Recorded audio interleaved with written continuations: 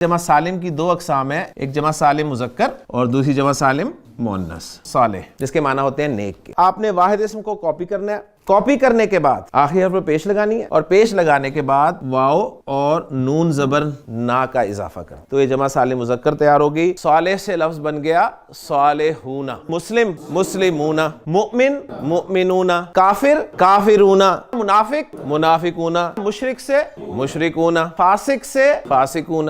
جمع سالم ان مذکر کی بنانی ہے۔ اب یہاں پر ایک چھوٹی سی ٹرمینالوجی سمجھ لیں۔ مخلوق کی دو قسمیں، عاقل غیر عاقل۔ عاقل مخلوقات میں صرف 3 مخلوقات آتی ہیں، نمبر 1 انسان، نمبر 2 جن، نمبر 3 فرشتے۔ ان کے علاوہ جو کوئی بھی ہے وہ سب غیر عاقل۔ تو گرامر والوں کے نزدیک مخلوق 2 طرح کی ہے، ایک عاقل، دوسری غیر عاقل۔ قلم جو ہے یہ عاقل ہے یا غیر عاقل؟ غیر عاقل۔ آنکھ غیر عاقل، بورڈ ابلیس عاقل، جی استاد عاقل، طالب علم جمع سالم مذکر عام طور پر عاقل کی صفات کی بنتی ہے، عاقل کے ناموں کی بھی بن جاتی ہے۔ صالح عاقل کی صفت ہے۔ جمع سالم مؤنث بنانے کا فارمولہ انتہائی آسان ہے۔ صالح کی مؤنث کیا ہے جی؟ صالحہ۔ اس واحد مؤنث سے میں نے جمع مؤنث سالم بنانی ہے۔ واحد اسم کاپی کریں، کاپی کرنے کے بعد اینڈ پہ آنے والی گولتا ہٹا دیں، اور گولتا ہٹانے کے بعد الف اور لمبی تا لگا دیں۔ صالحہ سے بن جائے گا لفظ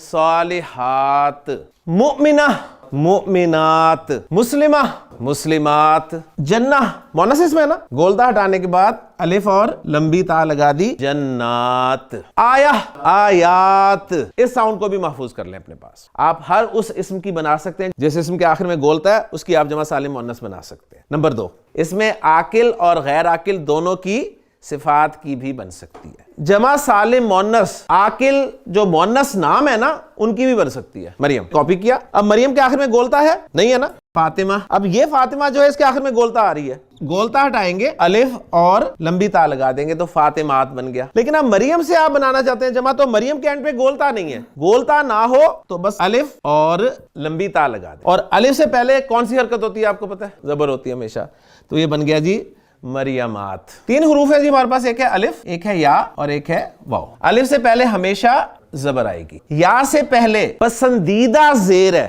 زبر بھی آ سکتی ہے، پیش بالکل نہیں آئے گی۔ الف کے ساتھ بھی میں اسی طرح کر دوں، زیر نہیں ہے، پیش نہیں ہے۔ واو سے پہلے پسندیدہ حرکت پیش ہے، زبر بھی آ سکتی ہے لیکن زیر بالکل نہیں آئے گی۔ چونکہ ہم نے الف لگانا تھا تو الف سے پہلے حرکت جو ہے وہ زبر ہی آنی تھی، نہ زیر آنی تھی نہ پیش آنی تھی، تو یہ عقدہ بھی الحمدللہ حل ہو گیا۔ کتاب اسم ہے، اس طرح بھی لکھا ہوا مل سکتا ہے کتابن، ڈبل حرکت دیکھ کر کنفرم ہو گیا کہ اسم ہے۔ اگر اس طرح نہ ملے تو یہ آپ کو اس طرح مل سکتا ہے۔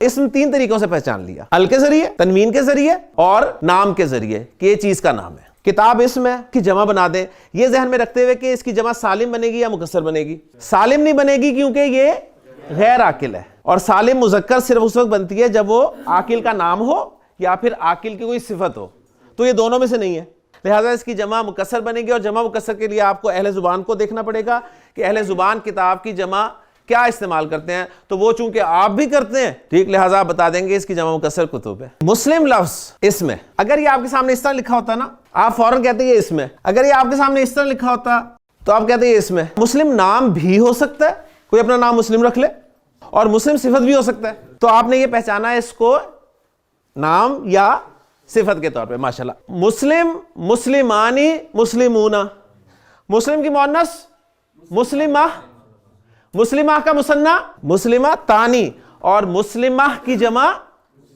مسلمات۔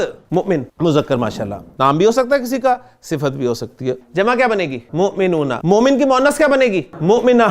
مؤمنہ کی جمع کیا بنے گی؟ مؤمنات۔ کافر مذکر، جمع کافرون، تو مؤنث کیا ہے؟ کافرہ، جمع کافرات۔ طالب مذکر ہے، جمع بناؤ طالبون، طالب کی مؤنث بناؤ طالبہ، جمع طالبات۔ سبحانک اللہم و بحمدک، اشہد ان لا الہ الا انت، استغفرک و اتوب الیک۔